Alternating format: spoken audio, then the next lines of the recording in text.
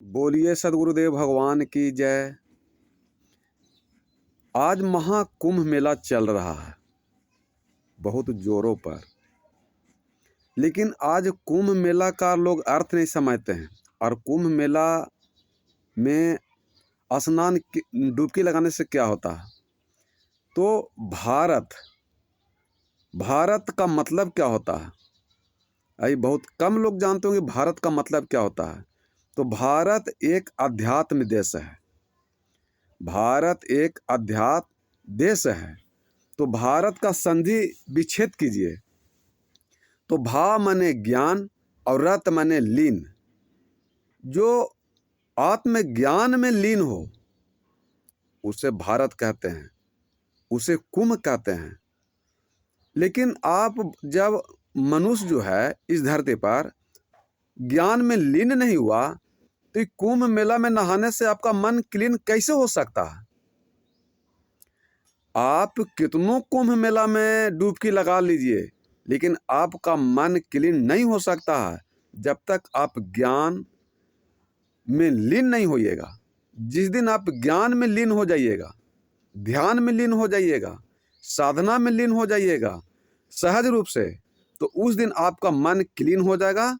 और मनुष्य जो है ये पूरे धरती पर जितने मनुष्य हैं सबको जीवन जीने का सुख शांति का साधन मिल जाएगा। इसलिए साधना से ही मनुष्य अपने जीवन में सुख शांति का साधन प्राप्त कर सकते हैं। गंगा में कुंभ में नहाने से मन आपका क्लीन नहीं होगा, क्योंकि भारत एक अध्यात्म देश है। तो भा मने रत, भा मने ज्ञान और रत मने लीन। जो ज्ञान में लीन हो उसे भारत कहते हैं। लेकिन यहाँ जो कुंभ मेला है वो ऋषियों मुनियों संत साधु संत महताओं को डुबकी लगाने के लिए है, न कि नेताओं को डुबकी लगाने के लिए है। तो ये तो भगदड़ मचेगा। ये तो परमात्मा के साथ छल हो रहा है। ये परमात्मा के साथ छल हो रहा है, क्योंकि श्री रामचंद्र जी कहीं हैं लक्ष्मण से कि लक्ष्मण ये आँख जितना दूर तक जो भी देख रहा है तीर्थ जग तप पूजा पाठ व्रत वो सब माया है। इसलिए श्री रामचंद्र जी कहते हैं रामचरितमानस में कि गौ गोचर जहाँ लगी मन जाई, सो सब माया जानहु भाई। ये रामचरितमानस की चौपाई है और श्री रामचंद्र जी गोस्वामी तुलसीदास जी के मुंह से कवा रहे हैं कि आँख जहाँ तक देख रहा है, चाहे कुंभ मेला हो, जग हो, तप हो, पूजा हो, पाठ हो, या स्वयं राम ही क्यों न हो, वो सब माया है। इसलिए इस माया के चक्कर में मत फंसिए, कुंभ मेला के चक्कर में मत फंसिए, तीर्थ के चक्कर में मत फंसिए। और अपने अध्यात्म का मतलब होता है कि बाहर से मन मोड़ करके अपने मन में चिंतन कीजिए, ध्यान कीजिए, साधना कीजिए, अपने विवेक को गुरु बनाइए और अपने ज्ञान में लीन हो जाइए। तो आपका जीवन क्लीन होगा, सुख शांति क्लीन होगा, अहंकार क्रोध घमंड क्लीन होगा, विषय वासना क्लीन होगा। ये कुंभ में डुबकी लगाने से मन कभी क्लीन नहीं हो सकता। इसलिए इसी का नाम है भरम। तो ये पूरा संसार भरम में पड़ा हुआ है। ये भरम से निकलिए तब आप ब्रह्म बन सकते हैं। बिना भरम से निकल ले आप ब्रह्म नहीं बन सकते हैं। इसलिए श्री रामचंद्र जी खुद बोली ना, ये गौ गोचर जहाँ लगी मन जाई, सो सब माया जानो भाई। ये ज्ञान इंद्रियां जहाँ तक देख रहा ये सब माया है लक्ष्मण। ऐसी माया में सब डुबकी लगा रहे हैं। इसलिए भारत को सब झूठा साबित करने में लग गए हैं कि भारत का मतलब होता है भा मने ज्ञान, रत मने लीन। भारत जो ज्ञान में लीन है उसे भारत कहते हैं। और अध्यात्म का मतलब होता है कि बाहर सगर से पूरा हिंदुस्तान से मंदिर से जग से तीर्थ से मन को मोड़ करके अपने आत्मा में लीन कर लीजिए, अपने मन में लीन कर लीजिए, अपने परमात्मा में लीन कर लीजिए, तो आपका पूरा जीवन क्लीन होगा। ये महाकुंभ में नहाने से आपका मन क्लीन कभी नहीं होगा। इसलिए आप जाते हैं, नहाते हैं, नहाइए, गंगा माई में नहाइए, डुबकी लगाइए। खुद तो आप लोग महाभारत देखे हैं कि महाभारत में अर्जुन ने भीष्म पितामह को बाण से नैया पर सुला दिए हैं। माने अर्जुन के द्वारा इतना तीर मारे हैं भीष्म पितामह के कि बाण के सैया पर सोए हुए हैं। जब कृष्ण उनसे मिलने गए तो पूछ रहे हैं कि प्रभु, जहाँ तक हमको सवाल है याद है कि 100 जन्म तक हम कोई पाप नहीं किए हैं, तो फिर ये हमको आज दुर्दशा कैसे हुआ है, जरा हमको बताने की कृपा कीजिएगा। और महाभारत पूरा हिंदुस्तान देखा है, लेकिन उस पर ज्ञान नहीं कर पाते हैं। तो कृष्ण कहते हैं कि 100 जन्म में आप कोई पाप नहीं किया, लेकिन एक जन्म और पीछे जाइए। तो भीष्म पितामह एक बहुत बड़ा राजा थे और रथ से कहीं जा रहे थे। रथ से जा रहे थे तो बीच में एक उनको सांप मिल गया, तो तीर से उस सांप को मार दिए। मारने के बाद भी उनको संतुष्ट नहीं हुआ, तो तीर पर ले करके घुमा करके सांप को फेंक दिए।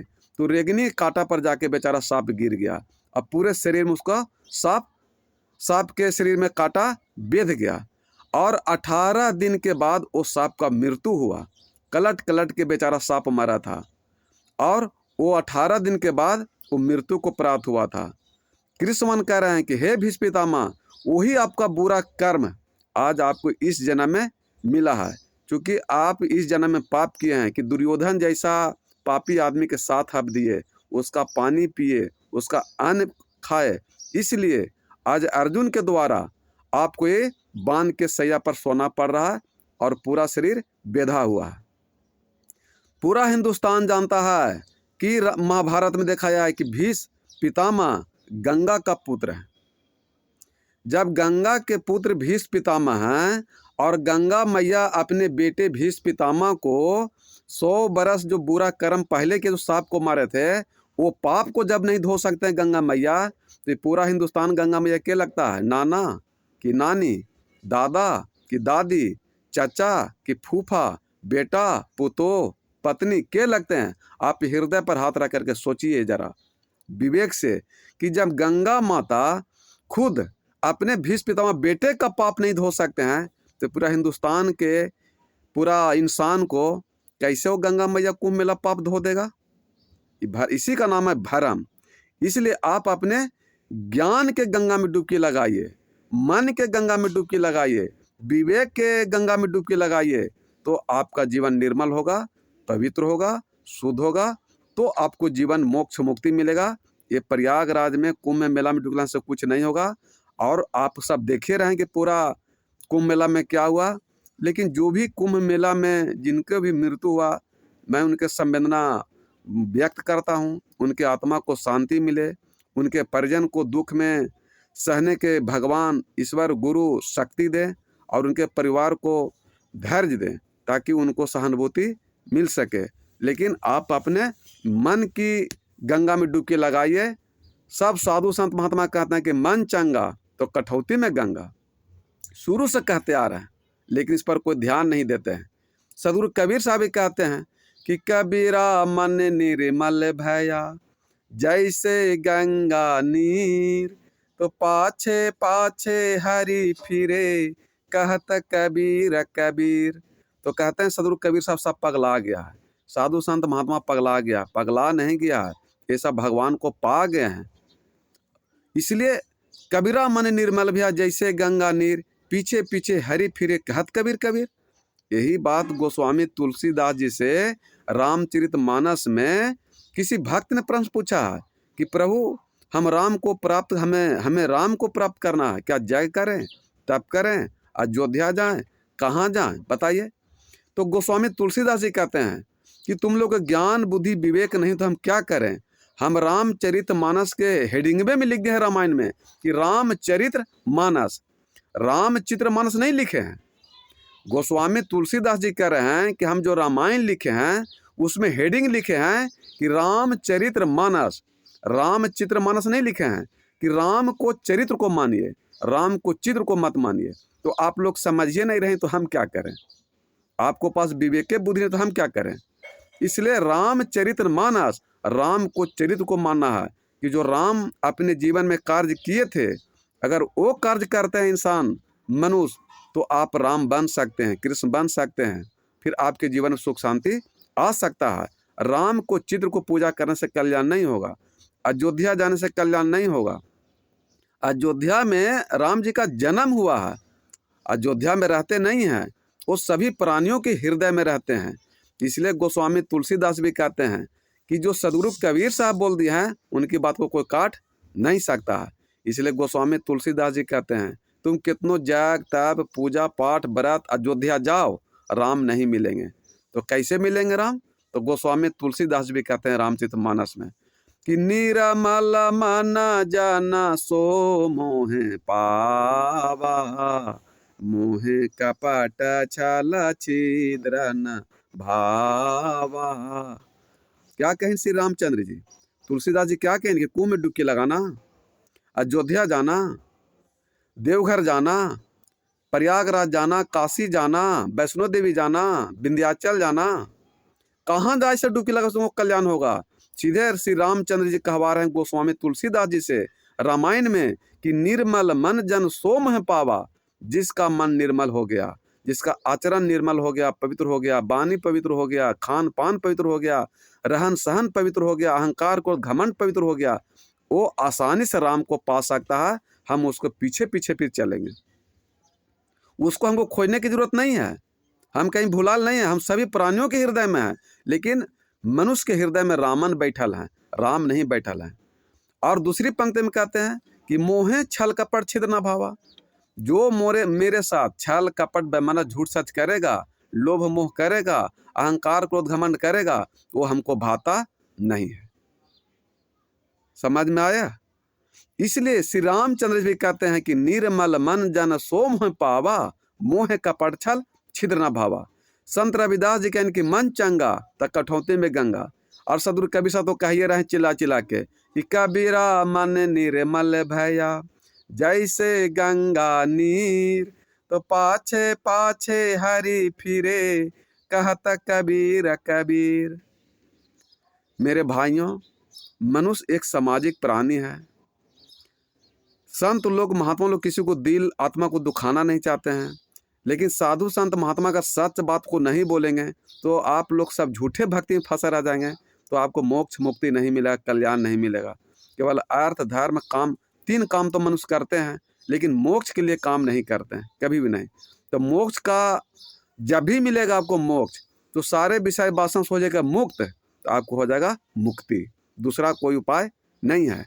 कितनों कुंभ मेला में डुबकी लगा लीजिए, जब तक आपके अंदर से अहंकार क्रोध घमंड लड़ाई झगड़ा कलह कलेश चिंता टेंशन बेईमानी शैतानी दारू ताड़ी मांस मछली मुर्गा नहीं मुक्त होगा, आपको मुक्ति मिलने वाला नहीं है। चाहे कहीं भी डुबकी लगा लीजिए।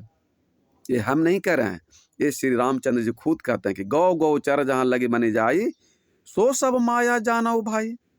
ये जहाँ तक ज्ञान इंद्रियां देख रहा है, ये सब माया है। ऐसी माया में सब डुबकी लगाए हुए हैं, तो कल्याण कैसे होगा? इसलिए आप अपने अध्यात्म का मतलब होता है कि बाहर से मन को मोड़ करके अपने आत्मा में लीन कीजिए, अपने चेतन आत्मा को परखिए, आत्मा को वाणी से अच्छा खान दीजिए, पान दीजिए, विचार दीजिए, दान कीजिए, पुण्य दीजिए, साधु संत महात्मा के शरण में जाइए, सत्संग में जाइए, सत्संग में डुबकी लगाइए, तो आपका जीवन कल्याण हो जाएगा। ऐसे कोई उपाय नहीं है। सत्संग की गंगा में जो रोज नहाते हैं, सत्संग की गंगा में जो रोज नहाते हैं, जो रोज नहाते हैं और डुबकी लगाते हैं, जो रोज नहाते हैं और डुबकी लगाते हैं, तो पापी से पापी भी पावन बन जाते हैं। सत्संग की गंगा में जो रोज नहाते हैं। ऋषियों और मुनियों ने ये बात बताई है, सत्संग ही जीवन है, सत्संग ही भलाई है, ये रीत बताती है, सदी ग्रंथ बताते हैं, ये रीत बताती है, सदी ग्रंथ बताते हैं। सत्संग की गंगा में जो रोज नहाते हैं, जो रोज नहाते हैं और डुबकी लगाते हैं, तो रोज नहाते हैं और डुबकी लगाते हैं, तो पापी से पापी भी पावन बन जाते हैं। इस तीर्थ से बढ़कर कोई तीर्थ धाम नहीं, और दुख कलेशों का सत्संग में नाम नहीं, सत्संग में नाम नहीं, सत्संग में नाम नहीं। आते हैं जो सत्संग में, आते हैं जो सत्संग में, जीवन को सजाते हैं। सत्संग की गंगा में जो रोज नहाते हैं, पापी से पापी भी पावन बन जाते हैं। इसलिए मेरे भाइयों एवं बहनों, सत्संग की गंगा में डुबकी लगाइए, संत के शरण में जाइए, उनके गुरु से जुड़िए, दीक्षा लीजिए। अगर इच्छा है तो दीक्षा लीजिए, तो कोई ज़बरदस्ती नहीं है। लेकिन आप घर बैठे भी आप पति से प्रेम कीजिए, पत्नी से प्रेम कीजिए, सास ससुर से प्रेम कीजिए, देवरानी जेठानी से प्रेम कीजिए। सबसे हिल मिलजुल कर खाते हैं, पीते हैं, गम खाते हैं, झुक जाते हैं, क्षमा मांग लेते हैं, माफ़ी मांग लेते हैं, तो इससे भी आपको कल्याण हो सकता है। क्योंकि श्री रामचंद्र जी कहीं है नवधा भक्ति में कि न मम भक्ति सौ नम्र सब छलहीना, मम भरोसे हरस सब दीना। अगर आप अपने मन से अहंकार, क्रोध, घमंड, लोभ, मोह, बेईमानी, शैतानी को त्याग देते हैं और अपने परिवार में नम्रता, विनम्रता, सहनशीलता से रहते हैं, क्षमा मांग लेते हैं, क्षमा कर देते हैं, माफ़ी मांग लेते हैं, माफ़ कर देते हैं, तो आपके जीवन में जितने बुराई विषय वासना वो सब परमात्मा सब साफ कर देंगे। फिर आपका जीवन साफ सुथरा हो जाएगा, फिर आपका ज़िंदगी में कल्याण हो जाएगा। फिर कहीं डुबकी लगाइए चाहे नहीं लगाइए, जो सत्संग के गंगा में डुबकी लगा लेता है उसको फिर कहीं डुबकी लगाने की ज़रूरत नहीं रहता है। मेरी वाणी से अगर कहीं क्षति पहुँचा होगा तो मैं हृदय पर हाथ धर से आप सबसे क्षमा मांगते हैं। क्योंकि संत महात्माओं का ये उद्देश्य नहीं कि किसी प्राणी या मनुष्य का दिल को दिखाएं या तोड़ें। अगर किसी प्राणी का हम आत्मा को दिल दुखा दिए तो ये संत का काम नहीं है। संत का काम है कि सभी मनुष्य का मन को शांत करें, आत्मा को शांत करें, उनमें मन में जो टेंशन है, अहंकार को उसको शांत करना है। किसी मन को अशांत पहुंचाना संत का काम नहीं है। अगर वीडियो अच्छा लगे तो सब्सक्राइब भी कीजिए, लाइक भी कीजिए, और कुछ कमी होगा तो उसको आज्ञा दीजिए, कुछ बढ़ावेंगे तो आपकी जो इच्छा होगा उसके हिसाब से और आगे प्रवचन लंबा भी कर सकते हैं, और आगे ज्ञान लंबा भी कर सकते हैं। अगर आप लोग का इच्छा होगा तो, नहीं तो और इच्छा होगा तो कम कर देंगे। तो जितना जैसे आप लोग कहिएगा उसी प्रकार ये वीडियो यूट्यूब पर लोड करेंगे, और आपके हिसाब से हमें चलना है, और आपके हिसाब से हमको चलना है, मेरे हिसाब से आपको चलना है। राम चलावेंगे आपको, आप चलाइएगा राम को। इसी प्रकार संसार का जीवन है कि जियो और जीने दो, हंसो और हंसने दो, बढ़ो और बढ़ने दो, मस्त रहो और मस्त रहने दो का सिद्धांत लेके चलिए, तो दुख, कलह, क्लेश, टेंशन कहाँ जाएगा ये पता भी नहीं चलेगा। तो बोलिए सद्गुरुदेव भगवान की जय। सत साहब, सत साहब, सत साहब।